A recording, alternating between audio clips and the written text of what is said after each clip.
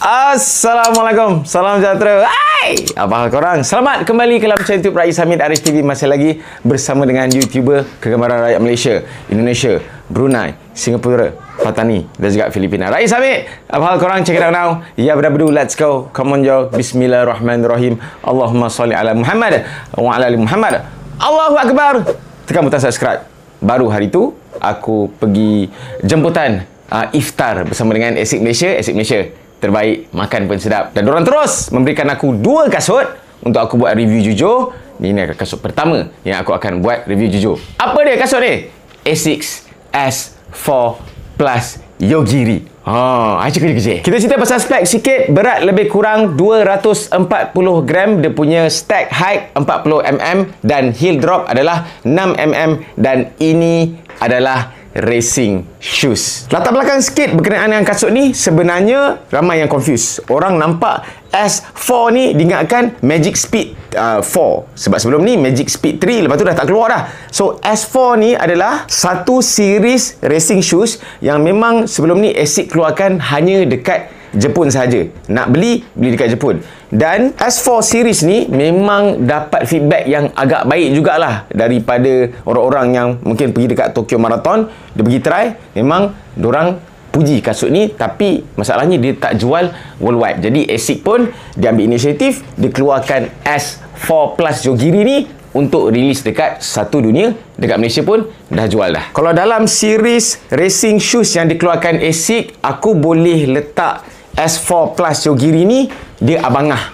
Dia nombor 2 lah. Dan ini pun memang Asics ni yang beritahu aku lah. Yang atas ni yang macam Meta Speed, Edge Sky, itu yang paling atas lah, top racing shoes.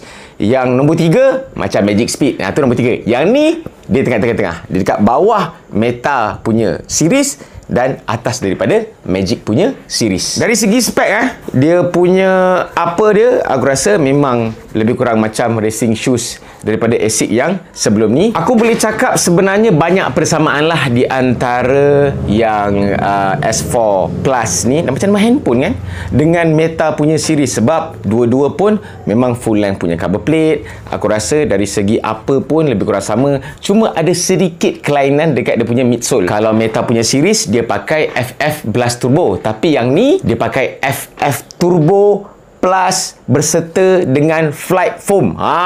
Dia ada 2 layer lah dekat situ. Bukan sahaja bertujuan untuk bagi energy return yang bagus, propulsion yang bagus, tapi juga dia jaga stability. So ASIC bagi tahu juga sebenarnya target market untuk S4 Plus Yogiri ni adalah untuk orang-orang yang mungkin first time ataupun mungkin second time, ataupun dia nak target dia punya full marathon punya PB dia sub 4 hours, yang mana kasut ni dia emphasize dekat balance of speed and stability dan juga comfort. Tapi kena ingat satu benda satu benda yang aku perasan ASIC ni, kalau dia keluarkan racing shoes, dia memang keluarkan kasut ni memang untuk yang lari-lari yang laju-laju, yang teknik lari dah betul. Memang itu je yang sesuai pakai untuk dorang punya racing shoes punya series. So bila yang beginner ni dorang ada duit lebih sikit, so dorang start beli carbon plate punya ASIC punya kasut, mulalah kaki sakit lah, apa benda lah. Itu bukannya salah carbon plate sebenarnya, korang punya tahap dan teknik larian tu sebenarnya yang tak sesuai dengan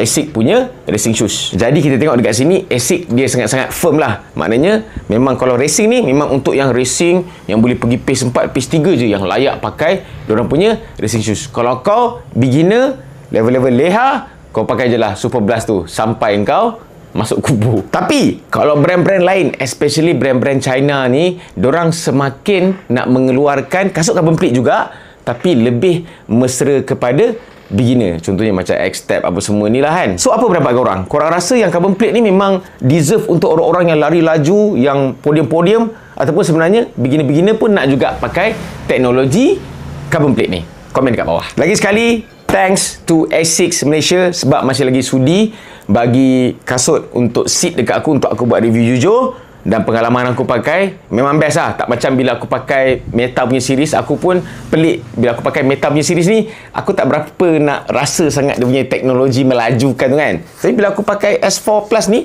boleh rasa dia punya bounce, boleh rasa dia punya shock absorption, dan larian aku pun rasalah dia punya propulsion dia. Dan boleh dapatkan kasut ini dekat toko-toko ASIC yang berhampiran dengan harga RM849 saja. Kau komplain mahal pula. Ini racing shoes kan.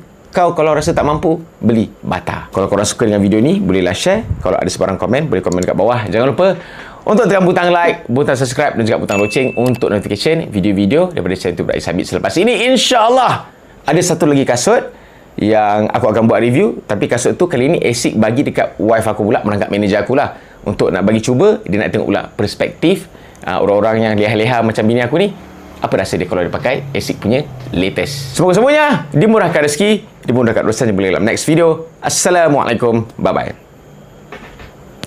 See ya. Yogiri. Yogiri maksud dia smooth. Lag.